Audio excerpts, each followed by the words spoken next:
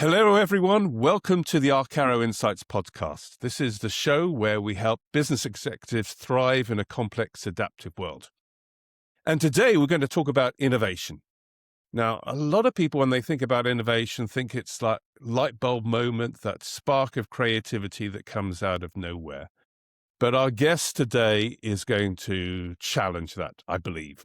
An engineering expert believes that it's a measurable engineering discipline. And it's one of those disciplines that many businesses are currently failing. Professor David Cropley is a world-renowned expert in engineering innovation. And we'll be talking about some of the reasons why innovation doesn't work, why we have new product launches with a 75%, 80% failure rate, and what can be done about that. We might even just touch on AI during the conversation. David, welcome to the show. Thanks very much, Mark. It's great to be with you and with your audience. Thank you. Well, I'm looking forward to this conversation, and I'm looking forward to some challenging discussions. As I've been reading up about you, I think that may happen during our discussions. Hope so. So let's think about, innovation. It's something that all companies say, yeah, we love innovation. We want to do innovation. We're here to innovate. But the reality is different. Tell me, can you unpack that statement a bit more? Well, view and my experience of this from the research I've done and from trying to work with a number of companies on this is that innovation, of course, is risky and it represents change. And it's a fundamental human characteristic that we don't like change. And we see examples of that all the time around us in different ways. We've probably all experienced it ourselves individually, that change is uncomfortable, it's messy, it's annoying, it's expensive, and so on. And I think the same principles apply for organizations. And so the very nature of innovation is finding new solutions to problems, finding new ways to do things. That means change. That means discomfort. And, and some organizations are good at that. They have a culture or even a history of working with that. But I think the problem is a lot of organizations don't like that. And they won't necessarily admit to that because, of course, it's people expect you to say that you're about innovation and we're an innovative company and this sort of thing. And there's a real sort of, there's these two opposing forces, the desire and the recognition that we need to change, we need to be involved in innovation, but the sort of counter force that this makes a lot of people and a lot of our organizations very uncomfortable. So fundamental sort of mismatch between these two opposing forces. It's very difficult to resolve. Yeah, indeed. I spent my life in small family firms and in a large corporation. And one of the things Osterwalder talks about is explore versus exploit. Explore is like innovation, and exploit is short-term incremental gains of a pretty mature innovation, whatever it be. And the sad reality in the corporate world is that most people get promoted because of their exploit activities, because it's got high certainty, pretty short-term results, which means that they can move up to the next term on the ladder. If you commit to being an explore person, you're on a longer term between notches on the ladder with a lower chance of hitting them. So we're almost baked into the system. Exactly. That's one of the elements of what I just described as this sort of general discomfort with change and so on. It's because, people, individual people also, as you've just described, we've all figured out exactly, what do you need to do to get promoted? What's the best way to get ahead in this organization or in life in general? And, people are good at sort of figuring out those pathways. A colleague of mine, one of his favorite sayings used to be structure determines behavior. And, if if the structure of this organization is that if you do this, this, and this, you'll get promoted, you'll be successful, then no surprise that people do that. It's the same in universities. Professors and academics have all figured out the things that get you promoted and the things that don't get you promoted. And so it's no surprise that people quickly work out the best pathway to achieve their goals, promotion, increased salary, satisfaction, and so on. So, but the reality is if an organization doesn't innovate, it's going to die. So, yeah. So let's unpack some of the tools that you've developed to help guide people to stop thinking that innovation is some mystic spirit, but is something that can be measured and managed. First of all, you've got a framework. Can you tell me what that is? Well, so the framework that you're referring to is not something entirely new. What I and some colleagues did many years ago is we took existing sort of concepts of the stages of innovation or invention, and based on our research and thinking, we added some extra detail to that. But it's a thing we call the innovation phase model.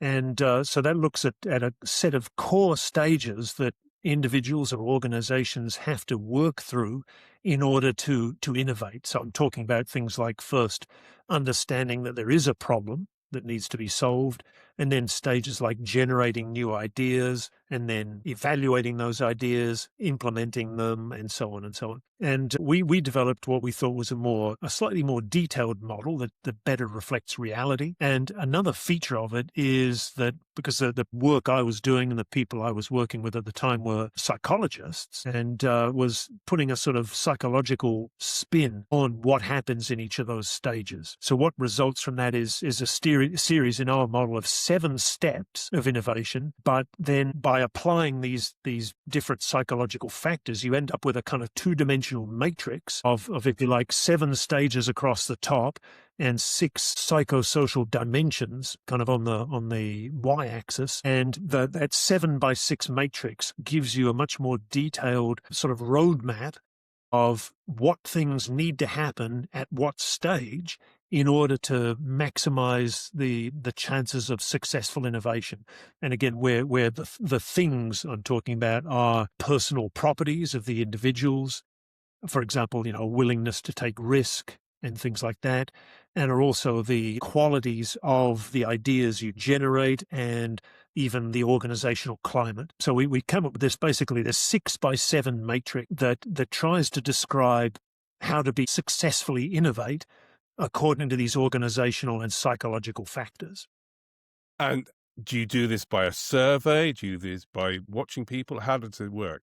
Yep. So what then happened was we thought, okay, we've got, that's a descriptive model. That's just here in the ideal world is, if when you're in the stage of idea generation, we should all be thinking divergently, and we should work in an organization with a culture that's very supportive and open and so on. But that's fine as a sort of static description of an ideal world.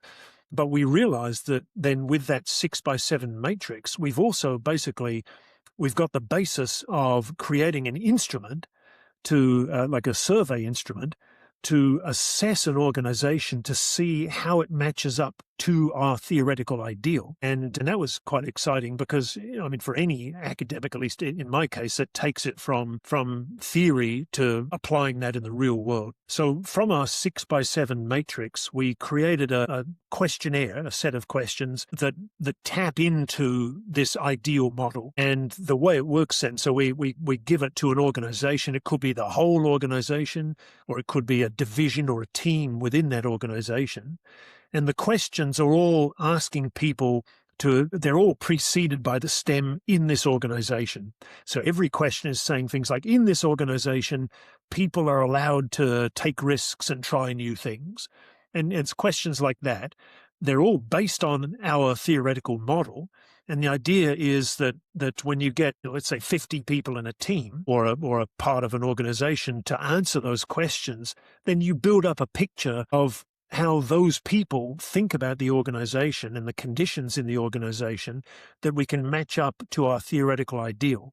So, for example, to use that same example, if one question is, in this organization, people are free to take risks and try new things, if everybody surveyed says, no, they're not, then clearly, you can say, well, if you're trying to innovate and if you're at this particular stage of the innovation process, you may run into difficulties because at certain stages of the innovation process, people have got to take risks and you've got to be given a bit of support and space. And if your people are telling you, we can't do that here, then it's going to be no surprise that you run into a roadblock.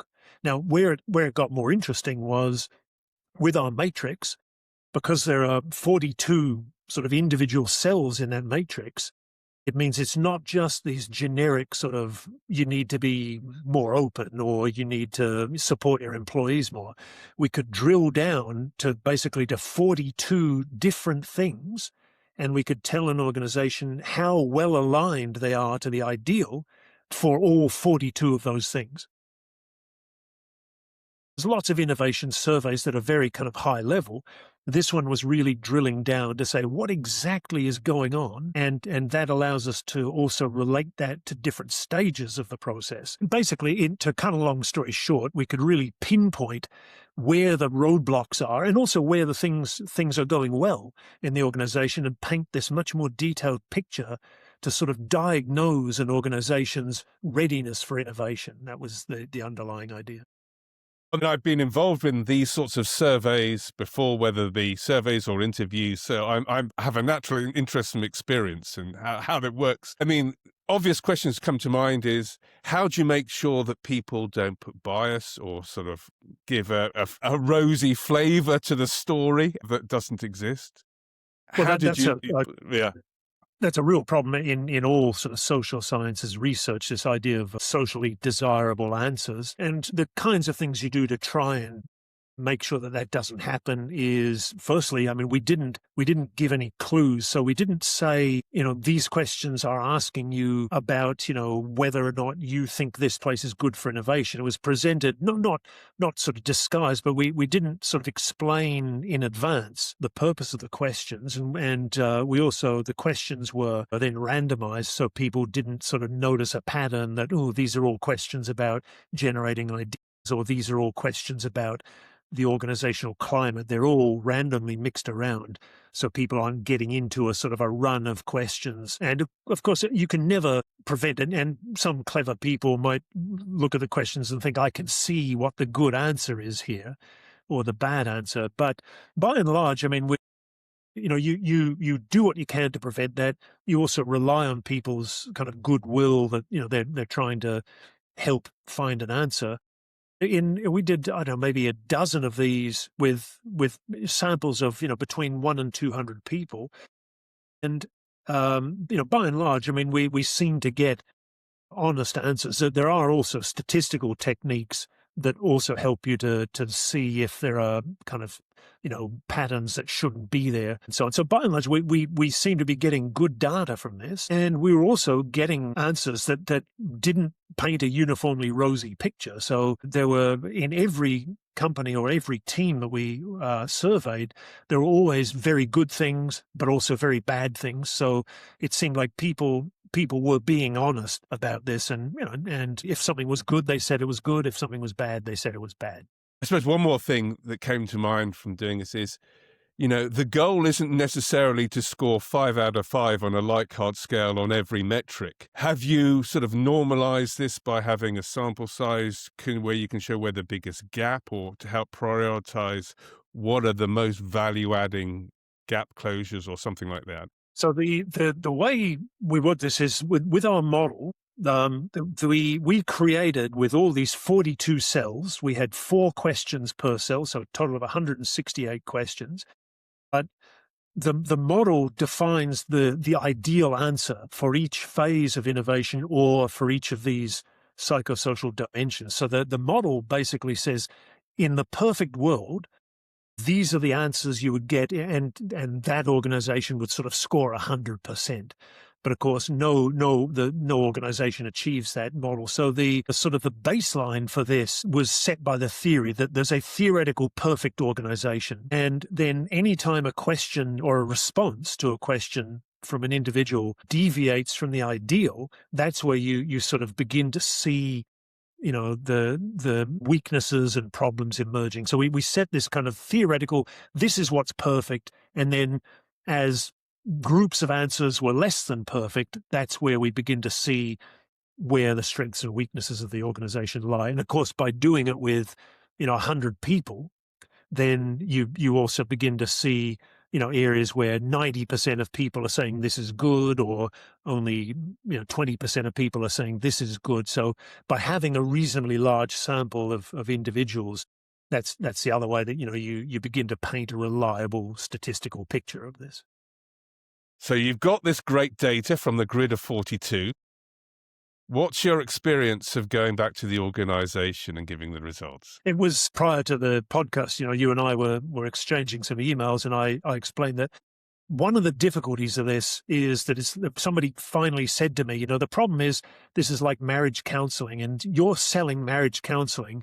And of course, nobody wants to be told everything that's wrong in their marriage or in something else. So it's a hard sell. But it was very interesting because we usually, before doing this with an organization or a team, we always sat down with the manager of that team or the general manager of the organization and said, what do you want to know from this? And also, what do you think we're going to see in this survey? And it was always very interesting because every single time when we then went back and presented the results, we often got the reaction from managers saying, aha, I thought it was that. I thought we had a problem in that phase or in that particular dimension. And so there was it was very interesting, like this reaction of they already knew in their heart, what was strong and what was weak.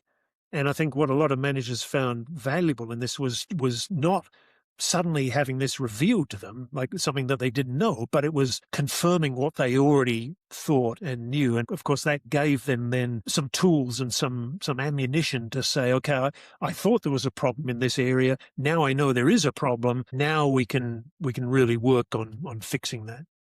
So I guess from our very first discussion, one of the common findings is perhaps that leaders are creating an exploit culture, not an explore culture.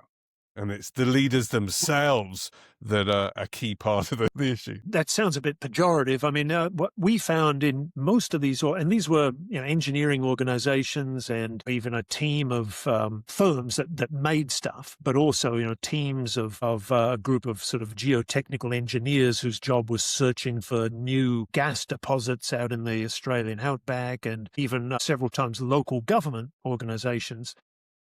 And really across the board with most organizations, even organizations that maybe saw themselves as a bit more innovative and researchy, they tended to be good at the implementation. So the exploitation phase, I'd say it's the implementation phase. It sounds nicer than the exploitation phase. But I mean, you're right. It's the phase of actually, once you know what it is you're trying to make or build or fix, then a lot of organizations were pretty good at that. And, they've evolved processes. They know how to do the things that they're meant to do. Pretty much across all of the organizations, where they struggled more was the inventive, explorative, or the innovative front end. It was, how do you come up with the ideas in the first place? Because once we've got a good idea, we know we can build it and implement it, but it's getting those solutions in the first place.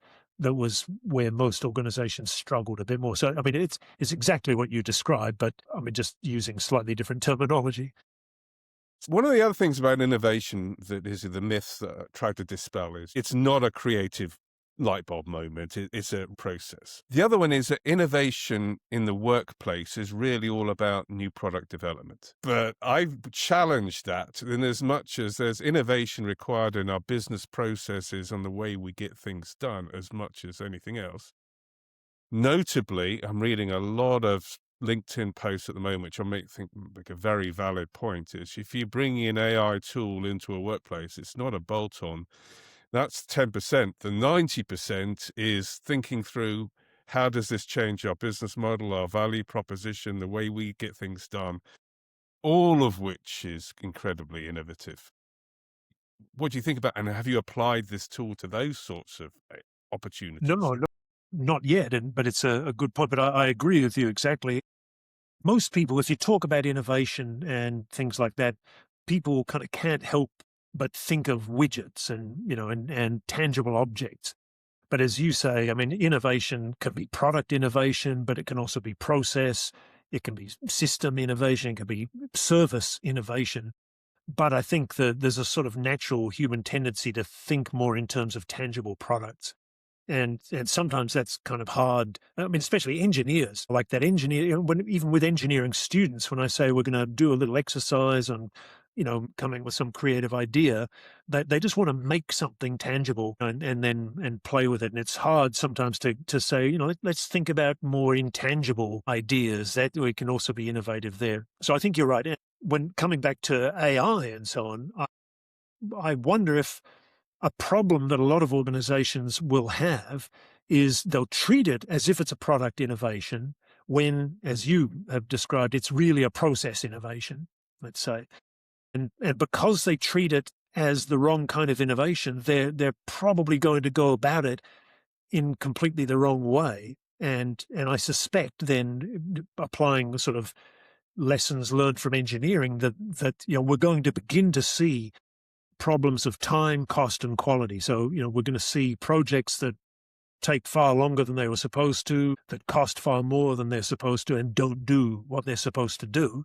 And I think you've hit the nail on the head. It's not because their intent is wrong. It's because they're fundamentally misconceiving what kind of innovation AI represents for them, and they'll treat it as a bolt-on product thing when in fact it's a process innovation, and they'll misdesign the whole thing that they're trying to do because they're categorizing it incorrectly.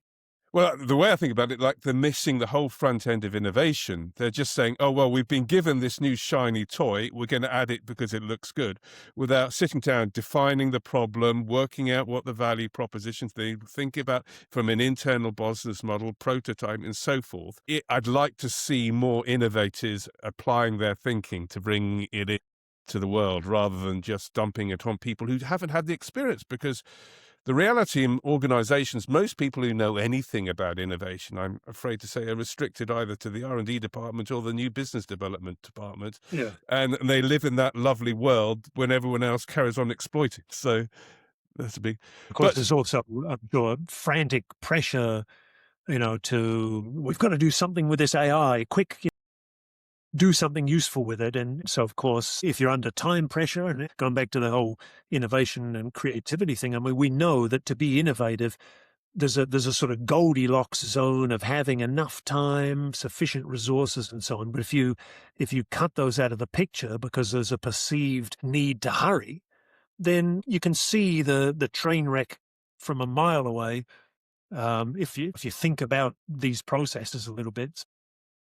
Now, listeners, if you're in any doubt about the need to think about your problem first, just check out the podcast we had recently with Roni Reiter-Palmon, and she's got the science behind that on the need to invest time thinking about the problem. So that's right. I mean, that's Roni's whole thing is the problem finding and problem identification and the whole front of the front end of innovation. Yeah, but I guess there's some people out there saying, well, anyway, David and Mark, AI is going to fix this for us anyway. So your discussion is just a bit academic. The way AI is moving on, it'll have taken over this by 12 months. What's your response, David, to that? I mean, I post a lot of things on LinkedIn, and sometimes, you have to be quite blunt on LinkedIn to get through. So, I occasionally post, and just to remind people, I'm not anti-AI or anything. My background as an engineer, I think these things are fantastic, but I like to just think, just cool your jets, slow down a bit, and let's just take a deep breath before we jump in. Because as we've just been describing, if you get too carried away too quickly, you're going to make mistakes because you haven't, as you said, you haven't identified the actual problem you're trying to solve. You're just solving a symptom of another problem. And in terms of, my day job, so to speak, is teaching systems engineering. And there it's all about investing heavily in the front end of stakeholder identification, needs identification, translating that into technical requirements and so on. And the whole reason for that is because for the last, years, organizations keep relearning the lesson that when you don't do those things, you end up spending billions of dollars on white elephants. So we've got to sort of send that message of just slow down. But my view, I mean, with AI is, there are, like probably most technologies, there are fantastically useful things about it. I think people are getting maybe a bit overexcited with like AI in the form of large language models because it, unlike a lot of technologies, it has this sort of human-like seductive element to it. Which I don't know, cranes and levers didn't have 1,000 years ago. But, so AI is sort of, it sells itself very well because, it's got this human-like quality to it. But it's no different from any other technology. So, We need to understand it. We need to slow down and learn how to make use of it, how to exploit it. And I mean, I go on a lot on places like LinkedIn about, weaknesses of large language models with respect to things like creativity. And people for the last 3.5 years, people would be saying, "Oh, just wait 6 months and you'll see." And every 6 months, the things they thought would improve haven't improved. Other things have, but we've just got to sort of take a deep breath and not get carried away, I think, is the main message I'd say to people. But I also believe that, at least with respect to creativity and that core element of innovation, language models as they are now have hit a ceiling, and that if they're going to be able to be more creative and come up with brilliant new ideas, it's going to require a different technology. That might be a very major upgrade to the way that large language models work. But it's not just more data, but it's more likely going to be a different technology altogether. There are easy to understand technical reasons why large language models produce average outputs, which look pretty good and so on. But there's, at the same time, there are very straightforward reasons why they can't just invent things out of nothing. And so we've got to be kind of careful to understand what they can do for us in innovation processes. As an engineer, you've classically tried to model this mathematically. I was reading. Can you tell me this? Well, I thought so. I published a paper recently describing this ceiling on creativity, and it was kind of the perfect scenario for me because I come from an engineering background, but I've worked for 25 years with psychologists in the field of creativity. And so, I always feel like I've been a bit of an outsider in the field of creativity research. But this was one time I thought I can really bring something new and a bit different to this psychological view of creativity. And that was saying, there are, like, we understand the mathematics of how large language models work. We also understand how, very clearly, we have very clear definitions of creativity. And if we just sort of marry those two things together, it's possible to basically calculate, and it's not a difficult calculation. We can show sort of mathematically that if you take the agreed way that we define creativity and just apply the sort of mathematics of large language models to that, there's a very clear sort of upper limit on the creativity, and it's not very high. So on the spectrum of sort of 0 to 1 for no creativity up to maximum creativity, I've shown that large language models only sit at about 0.25, which is not useless. And 0.25 sounds below the middle, but it's a kind of creativity is a sort of non-linear thing. So 0.25 corresponds pretty much to the human average. But being able to show this mathematically and say, there's a clear answer here. Large language models can produce average human creativity. That's quite useful, but just don't get carried away with it and don't assume that it can produce, genius level creativity when it can't. But average creativity is still a useful thing, the same as, a car that only goes 20 miles an hour can still be a useful vehicle. It doesn't need to go 100 miles an hour. So there's still usefulness in average creativity as long as we know what it's producing and we sort of work out how to incorporate that in what we do.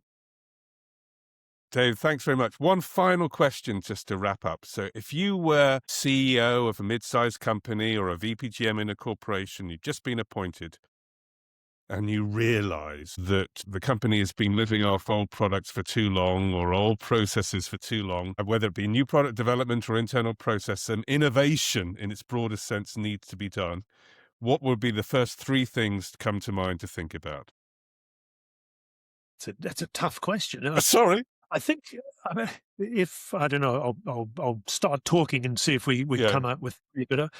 I think, but based on what I've learned about creativity and innovation over the last 25 years is that